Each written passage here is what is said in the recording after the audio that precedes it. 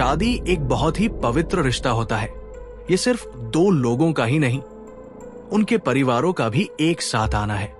ये एक नया पड़ाव है जहां पर हम एक साथ हर सुख हर दर्द साथ जीने का वादा करते हैं, समझने का, साथ देने का, एक दूसरे का साथ हर मुश्किल घड़ी में। पर रीसेंट दिनों की कुछ घटनाओं ने हमें सोचने पर मजबूर किया है। क्या शादी का मतलब वही रह गया है जैसा पहले हुआ करता था, या इसका मतलब कुछ और है? आपको भी शायद इसका एहसास होगा। आप समझ ही गए होंगे मैं किस बारे में बात कर रहा हूं। आज हम उसी केस पर बात करेंगे जहां एक पत्नी ने किया अपने ही पति का कत्ल। पर यहां एक चौंकाने वाली बात यह है, यह कोई एक पल का किया हुआ जज्बाती क्राइम नहीं था, बल्कि सोनम ने इसका प्लान पहले ही बना रखा था। जब राजा ने पहली बार सोनम का नाम सुना था, सोनम कोई साधारण वाइफ किलर नहीं थी। सोनम इस सदी की सबसे शातिर, चतुर प्लानर थी। आपको थोड़ा ही देर बाद इसका एहसास होगा। 29 ईयर ओल्ड राजा रघुवंशी इंदौर के शाकर नगर में रहता था। राजा के साथ उसके दो भाई भी थे, सचिन और विपिन, जो राजा से उम्र में बड़े थे। दोनों ही मैरिड थे। राजा रघुवंशी ट्रांसपोर्ट नाम का अपना बिजनेस संभालता था। यह बिजनेस मुख्य रूप से स्कूल्स और कोचिंग इंस्टीट्यूट्स को बसें प्रदान करता था। राजा एक काफी जिम्मेदारीपूर्ण व्यक्ति था। वो अपने माता पिता का हर आदेश मानता था। परिवार का, घर का, हर व्यक्ति का अच्छे से देखभाल करता था। वो एक अच्छा बेटा था, एक अच्छा भाई था। राजा ने घर वालों की हर एक बात मानी। इसीलिए घर वालों ने तय किया राजा की शादी करना। परिवार ने एक रिश्ता ढूंढने का निर्णय किया। ऐसी लड़की जो घर परिवार संभाले, संस्कारी रहे। राजा की ही तरह सोनम भी इंदौर में रहती थी। वो भी अपने परिवार का बिजनेस संभालने में साथ देती थी। उसके पिता देवी सिंह एक प्लाईवुड फैक्ट्री के ओनर हैं और सोनम उनके साथ अकाउंट्स या बिलिंग जैसा काम किया करती थी। दोनों ही परिवार वित्तीय तौर पर मजबूत थे। वो एक ही समुदाय से थे तथा उनके बच्चे भी एक ही उम्र के थे। इसीलिए शादी की बातचीत शुरू हुई। राजा की मां ने तो यहां तक कहा था, जब मैंने पहली बार सोनम को देखा तब वही मेरे बेटे की परफेक्ट जीवन साथी थी, क्योंकि वही एक संस्कारी घर की थी। परिवार की बातचीत तय होने पर राजा ने टेक्स्ट्स, कॉल्स के जरिए सोनम से बातचीत करना शुरू किया ताकि एक दूसरे को थोड़ा अच्छे से समझ सके। क्योंकि ये एक लव मैरिज नहीं थी, ये एक अरेंज मैरिज थी। इसीलिए आपस में एक दूसरे की शख्सियतें परखने का मौका दिया गया। राजा ने स्टार्टिंग से ही फील किया कि शायद सोनम का इंटरेस्ट इस शादी में नहीं था। राजा बार बार उसको मैसेज करता, पर वो या तो घंटे बाद रिप्लाई देती या फिर बिल्कुल ही नहीं देती थी। ये बात राजा ने अपनी मां तक पहुंचाई। राजा ने बोला, मम्मी, वो मेरे साथ अच्छे से बात ही नहीं किया करती, ऐसे हम साथ जिंदगी कैसे जी पाएंगे। तब मां ने बोला, तुम ही प्रयास किया करो। राजा ने बोला, नहीं, मैं बार बार वही क्यों करूं। मैंने किया, पर उसने कोई रुचि नहीं दिखाई। राजा यहां तक चाहता था कि एक बार वो सोनम से अकेले मिलने जाए, कॉफी या फिल्म साथ देखकर थोड़ा साथ टाइम स्पेंड करे। पर सोनम की फैमिली ने साफ मना किया। कहा, हमारी घर की बच्चियां ऐसी नहीं होती, ये हमारे घर की परंपरा या सुरक्षा की बात है। राजा की मां ने भी इसका समर्थन किया। ठीक है, परंपरा ही सही, पर मेरा बेटा साथ जीने वाली लड़की साथ थोड़ा टाइम तो बिता सके। राजा की मां ने एक बार स्वयं सोनम से अकेले बात किया। कहा, तुम राजा को थोड़ा अधिक टाइम दोगी तो मेरा बेटा भी खुश रहेगा। तब दिखावे के लिए ही सही या फिर कंप्रोमाइज की वजह से सोनम ने राजा को थोड़ा अधिक टाइम दिया। पर परिवार ने यह भी नहीं समझा कि उनके साथ कितना बड़ा खेल होने वाला था। शादी के 6 से 7 दिन बाद सोनम हनीमून पर जाने की जिद करती है, लेकिन राजा इच्छुक नहीं था। लेकिन सोनम ने बिना पूछे टिकट बुक कर ली, जिससे राजा को थोड़ा अनकंफर्टेबल लगा। जब राजा ने यह बात अपनी मां को बताई तो उन्होंने कहा, अब सब तय हो गया है तो चले जाओ। सोनम ने कहा कि वो कामाख्या देवी मंदिर जाना चाहती है, जिससे सास को ये एक धार्मिक ट्रिप लगा और उन्होंने कोई आपत्ति नहीं जताई। पर एक अजीब बात यह थी कि सोनम ने सिर्फ जाने की टिकट बुक की थी, वापसी की नहीं। इस डिटेल पर उस समय किसी ने ध्यान नहीं दिया।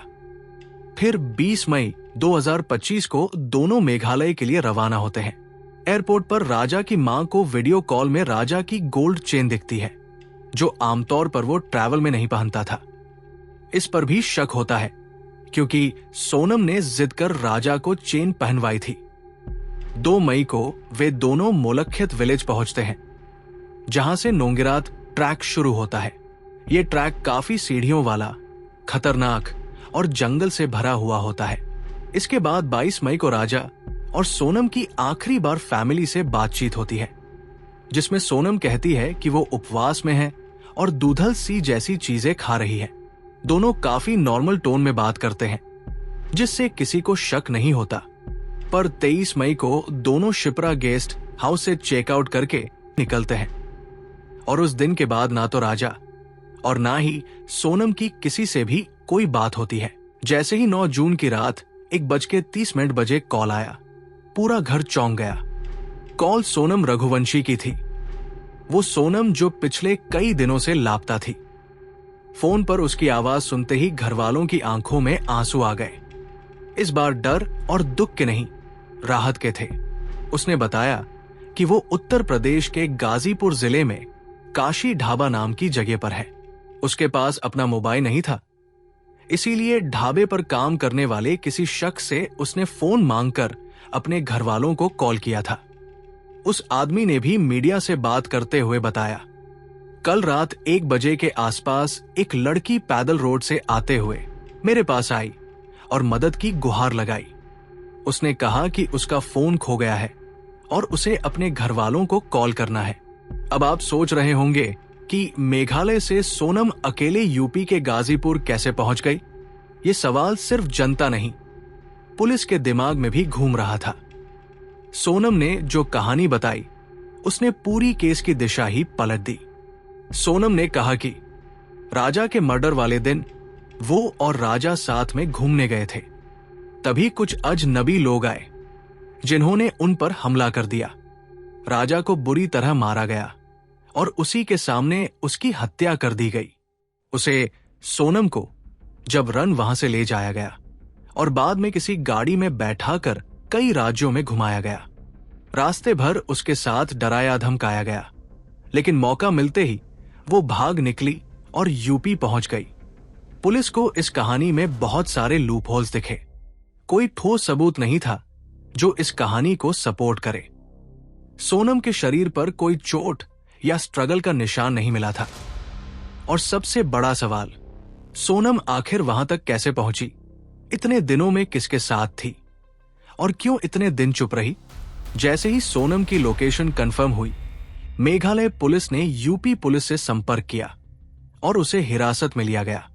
सोनम को पहले गाजीपुर से शिलोंग लाया गया, जहां उससे लंबी पूछताछ शुरू हुई।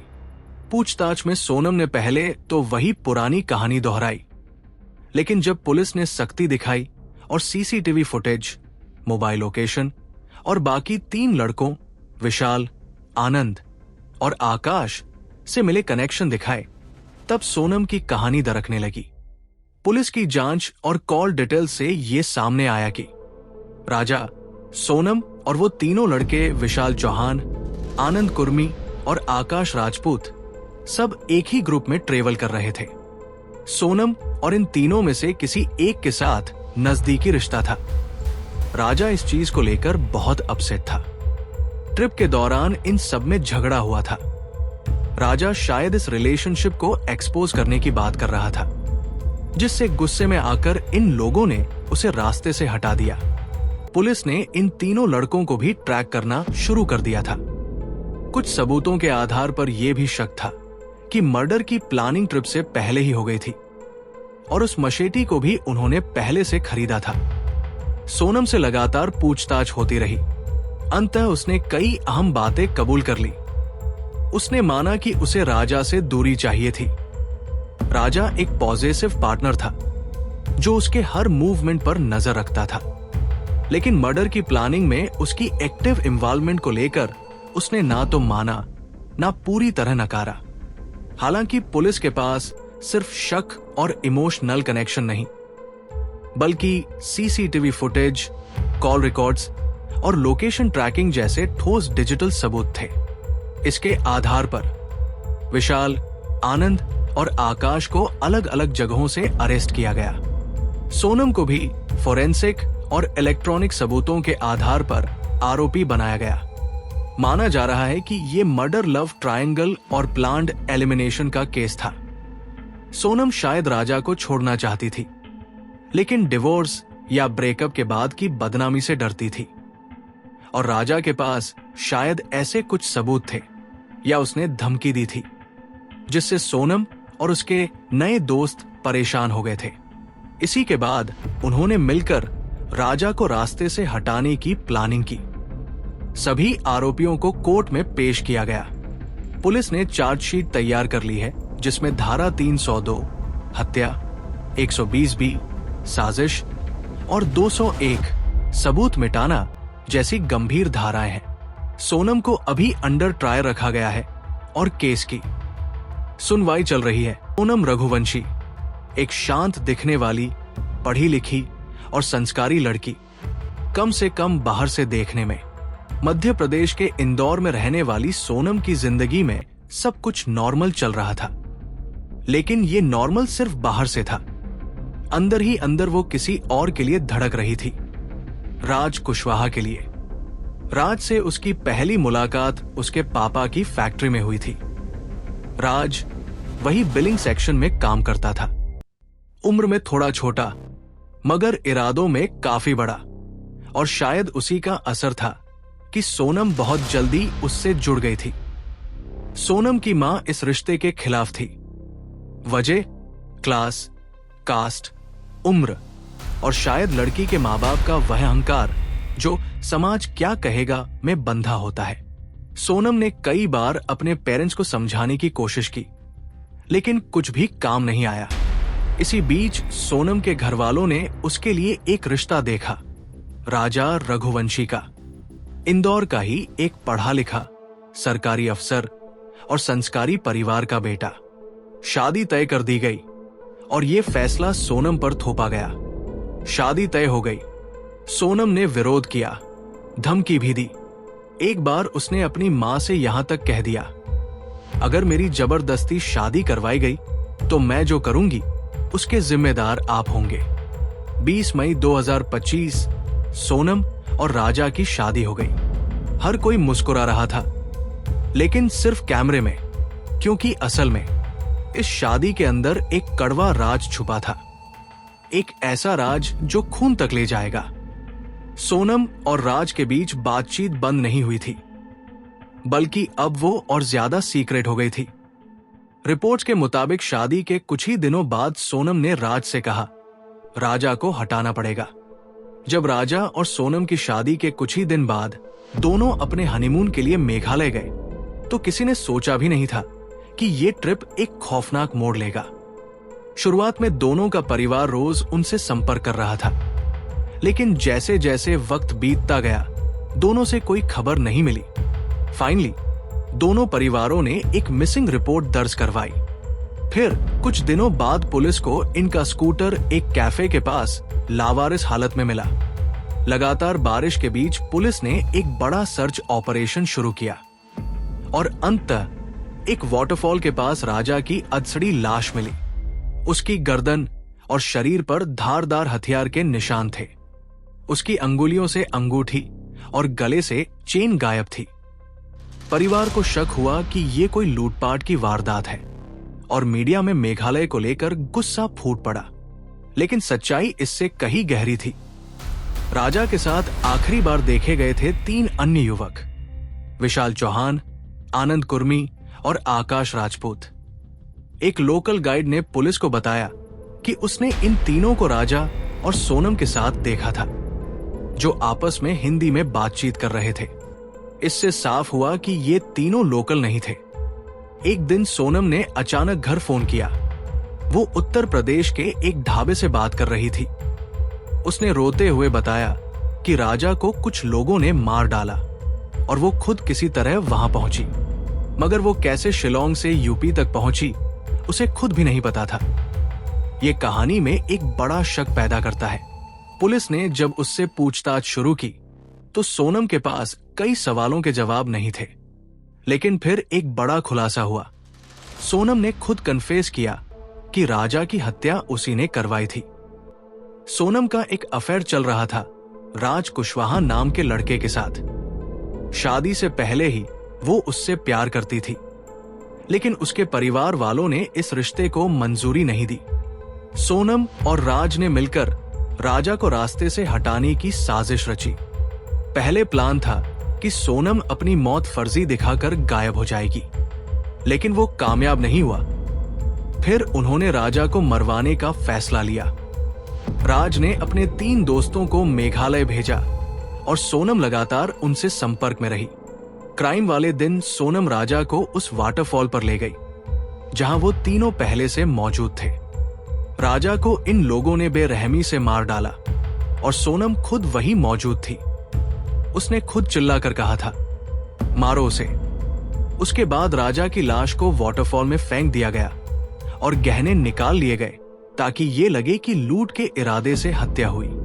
सोनम फिर शिलोंग से गुवाहाटी, फिर इंदौर, फिर फतेहपुर पहुंची और अंत में एक ढाबे से अपने घर फोन किया। पुलिस ने उसकी कॉल डिटेल्स और लोकेशन ट्रेस कर पूरी कहानी उजागर कर दी।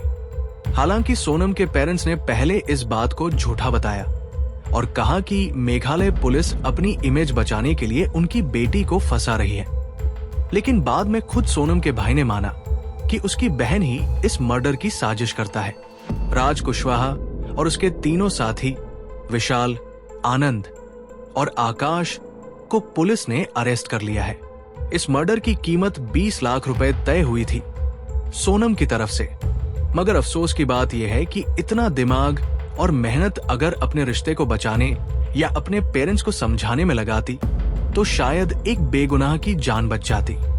इस केस ने समाज के कई पहलुओं पर सवाल खड़े कर दिए।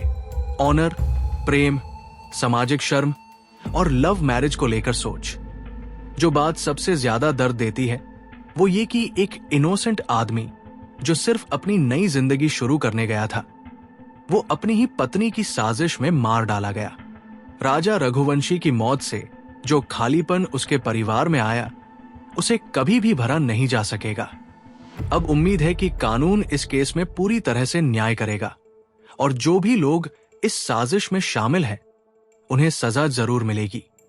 अगर आपको ये कहानी सोचने पर मजबूर कर गई तो चैनल को सब्सक्राइब करना मत भूलिए, क्योंकि डॉक्यूमेंट्री लाता है उन अपराधों की दास्तान जो ना सिर्फ डराते हैं बल्कि सवाल भी खड़े करते हैं। अगली कहानी में फिर मिलेंगे एक नए रहस्य, एक नए सच के साथ। तब तक के लिए सतर्क रहें, सुरक्षित रहें, क्योंकि अपराध कभी सोता नहीं।